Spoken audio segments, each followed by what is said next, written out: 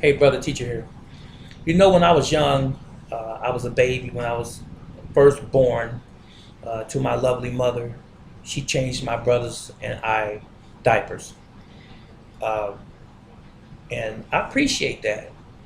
I genuinely appreciate the fact that my mother took care of my brother and I.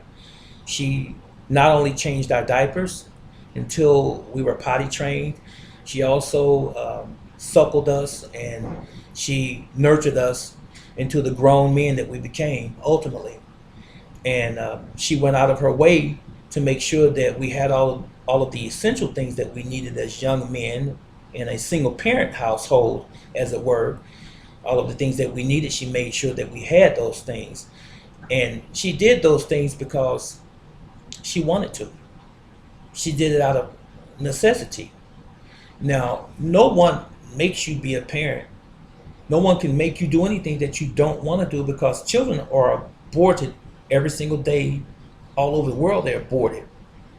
It only goes to show you just how much we have declined as a society when we take life so seriously away from the planet when life means nothing to us, basically, in essence. Uh, I didn't really want to get on this subject of babies per se, but I'm going to get back to what I was actually going to say about the diaper changing when I began. Um, Changing a diaper, I have a 2 year old. He's not fully potty trained right now, and I change his diaper on a regular. And mom gets on me sometimes and say, you know, he should have been potty trained a while ago. And I said, give him the time that he needs to grow out of that himself. And I say around 3 years old, and he'll be that in a few months. But anyway, I have no problem changing my baby's diaper. I don't. I have absolutely no problem changing my baby's diaper. You know why? I love him. Plain and simple. I love him. He's mine. And my other grown children that I have, I changed all of their diapers as well. Why? I love them. It's part of being a parent. It is your responsibility. Now, you get these new age parents nowadays. You stink. I don't want to change your diaper. You better hurry up and get on the potty and this. Or they whip the children for doing number two, for having a bowel movement, or having a bowel movement at the wrong time or the wrong time of the day, or while they're out in public. He had a bowel movement and they're hollering at the child because the child did what was natural. If the child is not potty trained yet, then the child is going to have that incident. It's not an accident, it's an incident because they're not potty trained. So I fault that parent for not having patience, for probably not having proper instruction on how to raise a child and how to care for a child, because it is as much as an emotional slash intellectual process as it is a physical process. You have to talk and communicate with your children and show them that, you know, I'm here with you. I'm here with you through this process of growing up.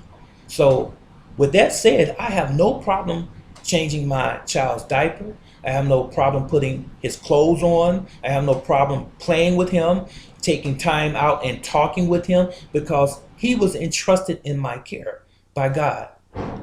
Yes, he was. And your children are entrusted in your care by God. They don't belong to us. They are here for a while on this earth, just like we are, for a short period of time. So we have to make sure that there's value in that time that's down here. So don't beat up on your child because they're not potty trained yet. Just talk to your children. You say, hey, daddy or mama, whatever the case is, you say, it's time to go to the potty. You communicate with your children on their level.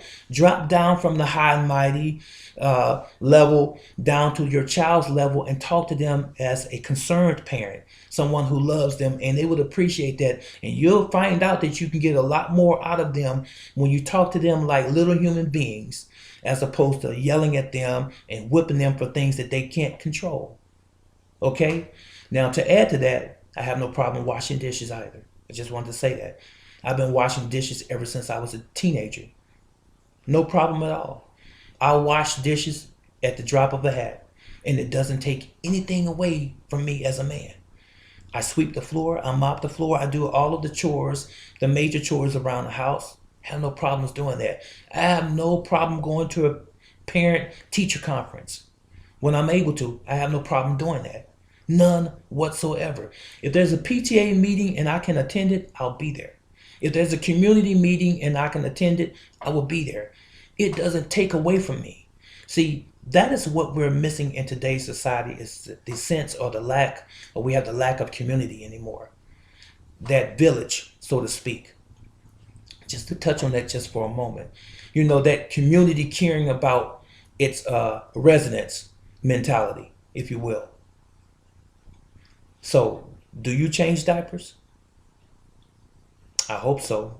If it's a situation that exists in your life where you should be or have to be changing diapers, I hope that you don't complain.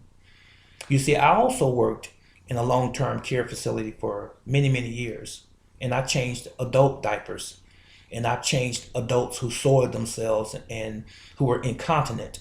I also cleaned up blood. I also took care of dead bodies in the nursing home that I worked for, and I had no problem doing that. You know why? It was my human responsibility to another human being.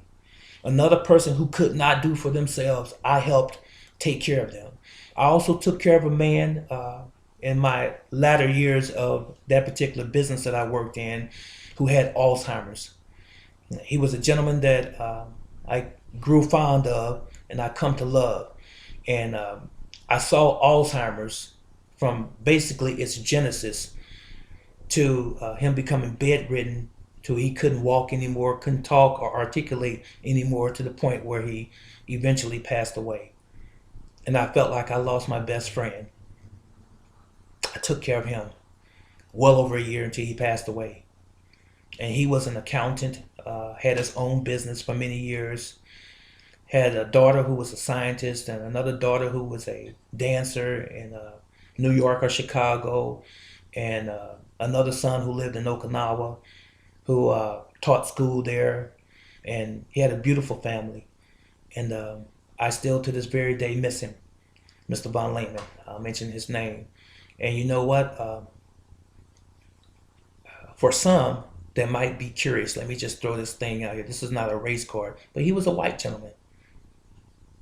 I don't look at things as color, but he was my friend. Not just my client, but he was my friend. And so were his family as well.